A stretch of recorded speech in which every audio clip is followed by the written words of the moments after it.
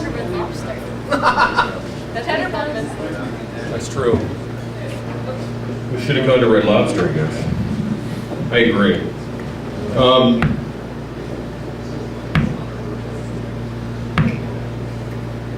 So these are poems that I wrote for Alan, although he's not familiar with the TV show. They're called The Women of Star Trek, The Next Generation are not the only women who smoke, but sometimes I like to think they are.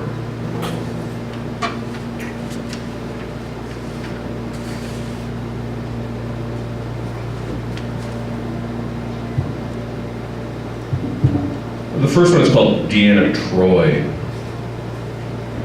Computer, run program V41. As she passes through the open portal of Holodeck 3 on the Starship Enterprise, Counselor Deanna Troi smiles in anticipation. D41 is one of her favorite scenarios, and she is looking forward to sharing it with her consort, Commander Will Riker, who is following her with puppy-like devotion. The pair walk into a recreation of the Casbah Moroccan Lounge, situated in Austin, Texas, early in the 21st century. It is midway through a Friday evening, and the place is full of tattoos and smoke. Deanna sits down on a pillow at the only free table. When a snoot-pierced blonde approaches, Deanna says, "My usual, please, Sam." "Mojito for two," says the young woman, turning on her heel. "Isn't it wonderful, Will?" Deanna asks. "I just love the scent and the ethnicity of it all. I like to think that if I had lived in this time period, I would have spent many happy hours here." "It's quite interesting," Riker says. Looking around, he ogles their server as she returns with a bowl of tobacco. Bending low to attach the bowl to their hookah, Sam's scoop neck affords Riker a generous view of her breasts. "This is a program I could definitely get used to," he says eagerly. "Now, show me how this hookah thing works." "It's very simple," says Deanna. "We can start off by sharing this mojito mix. You simply draw the smoke into your lungs, appreciating its taste as it passes over your tongue. Then you release it slowly, savoring it again on its exit. Advanced users sometimes exhale fanciful designs." Deanna takes a first puff, with Riker watching her carefully. She draws it deep, then lets the smoke drift lazily out her mouth and nose. "My God," Riker thinks, "it looks like she's on fire. That is sexy."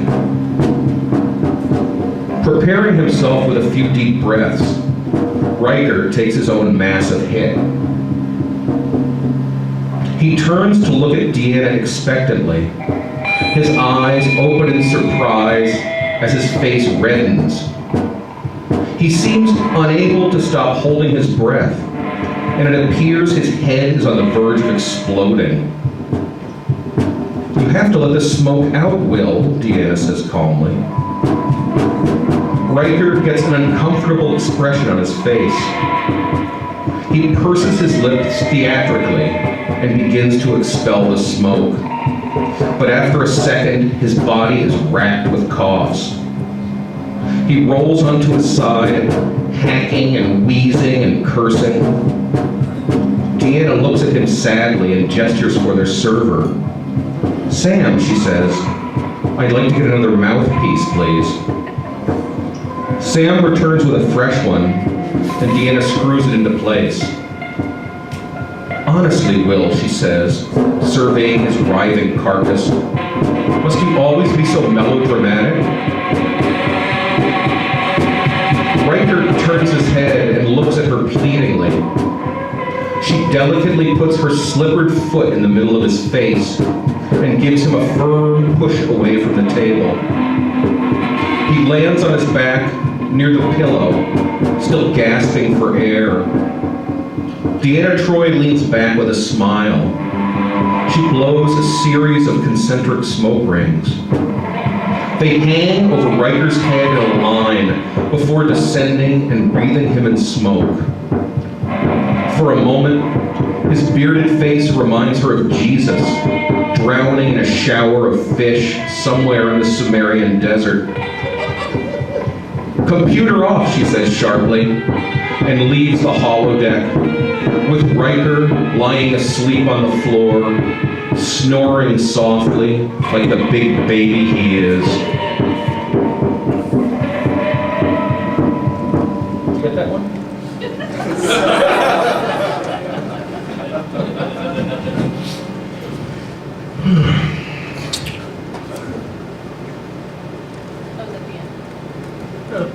Just more. Whip. Tasha Yar. Security Chief Tasha Yar stomps into her cabin. She walks up to the replicator and says, 10-pack, Cajito mini cigarillos, Cameroons. A small tin of these tasty smokes appears on the counter. She grabs them quickly and sits down in a nearby chair. Closing her eyes, she runs her fingers through her short blonde hair, then settles back, opens the tin, and selects a cigar. She puts it in her mouth and takes a crystal lighter off the table. Tasha lights the cigar, replaces the lighter, and draws deeply. Almost instantly, her face loses some of its hard edges. She relaxes into the chair and exhales the smoke slowly. Soon the air above her chair is clouded with the stuff. "Computer," she says. Kate Moss, smoking, full size. Instantly, Kate Moss appears before her, sitting on a high stool with a Marlboro light in her lips. She is wearing a short dress, and Tasha looks at her hungrily. She can never understand why these images from the 20th century are so moving to her, but they are, and she surrenders to their magic. As Kate sits with her large eyes blank, her cig methodically moving between mouth and hand, Tasha imagines Kate riding on the back of Lieutenant Worf, her naked haunches clutching the sides of his Klingon ribs, her secrets exposed for all to see. As Tasha slips into pleasure mode, her cigar is all but forgotten, although its smoke continues to envelop her in mystery.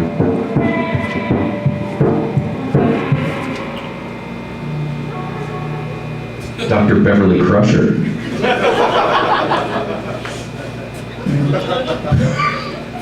Good theme from Dr. Beverly Crusher. Good work on it. There, okay.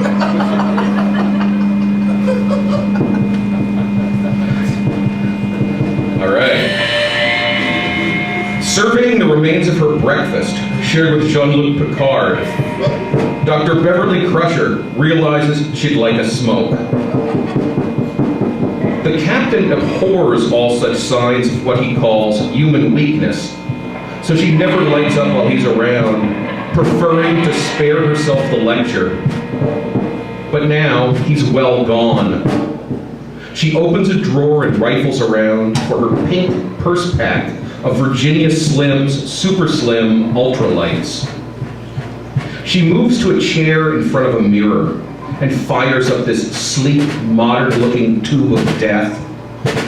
She has been determined to master the French inhalation technique for some time now. She feels as though she's finally getting the hang of it. Letting the smoke slowly dribble out of her mouth, she widens her nostrils to accept it back into her lungs, but finds she is still over-inhaling the initial gush. Ideally, she knows, all of the smoke taken in through the mouth should be able to be sucked back by her greedy nose. But she's having a hell of a time getting the right balance. Of course, there is a secret unbeknownst to Beverly. She is inhaling that first mouthful of smoke, which is a big no-no when you're working on this gambit. She should leave the smoke in her mouth before continuing, in which case it's clear she'd be able to get it right. But there's no one on this whole goddamn starship with the precise knowledge necessary to help her. And so she blunders on, leaving way too much snow deep down, too deep for any nose, no matter how powerful, to hoover it all up. With the vast array of information that exists in the computers of this ship, you'd think that somewhere this fact would be stored. But alas, it is not. And the lack of clarity is driving Beverly mad. So she sits in front of the mirror, sad, trying to do the seemingly impossible. To be let down by something so basic. Perhaps that isn't her lot in life, she muses. Her eyes mist up over her bad haircut, her dead husband, her doughy son, her long-term platonic courtship with Picard. Why the fuck can't she get a grip on this French inhaling shit? And then it happens. She's gotten herself so worked up, she forgets to inhale.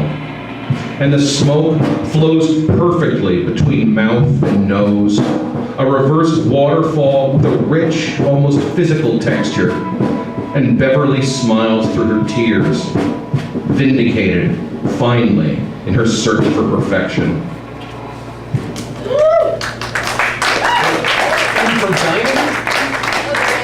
From Guinan. It can be very difficult at times to focus on the fact that the actress Whoopi Goldberg is not actually supposed to be Whoopi herself in the Star Trek Next Generation, but is supposed to be a near-immortal alien named Guinan. Her backstory has something to do with this big rope of energy that flies around the universe giving people pleasure. But one can assume there is a further backstory involved as well. Surely, Guinan's massive dreadlocks are an inference of something. Can we safely assume that her roots lie in the Rastafarian culture of Jamaica? I say sure. As viewers, we can assume anything we want. It's not as though Gene Roddenberry is going to jump up out of his grave, wagging tiny, bony corrective fingers in our faces. So we are free to imagine Guinan, lying on a sun-drenched white sand beach, her Bob Marley towel covered with pieces of ripe fruit, her hands clutching a huge newspaper tube of gauge and tobacco. Powering deeply into the burning cone of smoke, her chest expands, pushing gamely against the restraint provided by the skimpy burlap bikini she's wearing. The guy sitting next to her looks a lot like Labby Yabby You. She hands him the spliff contentedly and looks over the sea. Her eyes drift cloudward, and her companion takes a huge toke. He lets out the smoke in a billows, and she laughs. What's funny, he asks, when his lungs are clear. I was just thinking how nice it would be up there, she says. He joins in her laughter and says, yeah, me too, but we'll never know. Not realizing how utterly wrong he actually is.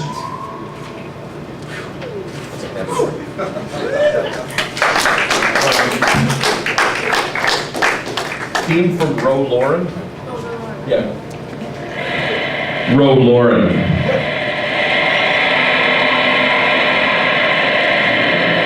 During her long years in refugee camps, Ensign Ro Laren picked up the habit of smoking a pipe. In particular, she smoked the Bajoran equivalent of a corncob pipe. The only difference is that it was crafted from the carcass of some type of dead Bajoran worm that would be dried out and cured for just such a purpose. I can't remember what they call it. Anyway, most nights after evening mess, Ensign Ro would retire to her room and sit by the window in a rocking chair, sucking noisily at her pipe and staring out into space. The rest of the flight deck crew, particularly Worf and Riker, found it funny that she comported herself in this way, and Riker began calling her Pop Eyes behind her back. Typically for him, he did not realize he was conflating a comic strip sailor created by E.C. Seeger in 1929 with the title of an LP by ex-Lemon Kitten Danielle Dax, released to much hullabaloo in 1985. But he and Worf would chuckle behind their hands at this mischaracterization for as long as they knew her. Secretly, however, Riker was fascinated by the idea of what Ro was doing behind her closed cabin door. And many were the nights he drifted off to sleep with a vision of Ro, stripped down to her service briefs, rocking ecstatically in her chair, her pipe billowing smoke like crazy.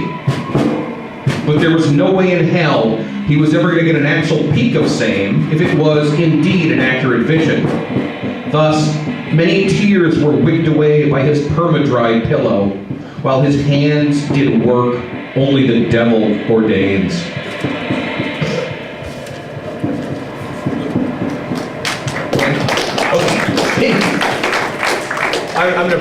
For my last poem, I'm actually going to not do a Star Trek one. I'm going to switch the theme for Uncle Jim. This is for Alan. It's called Uncle Jim. Perhaps so many women have quit smoking because they fear the aesthetic damage it's said to cause. I mean, besides the whole cancer thing, which is bad enough in itself, one often hears of discoloration to teeth, wrinkling to skin, and lots of other stuff that will make the beauty conscious think twice before reaching into a pack of cigs for relief from the world as it is, and maybe they're right. Surely, there is evidence that a smoker as dedicated as Uncle Jim has done little to improve the beauty of his countenance through the dedication to the power of the Vulcan Sobrani or any other cig rolled by human or non-human hands. Looking at pictures of Nephew Jim or even Cousin Jim taken in the days of his youth,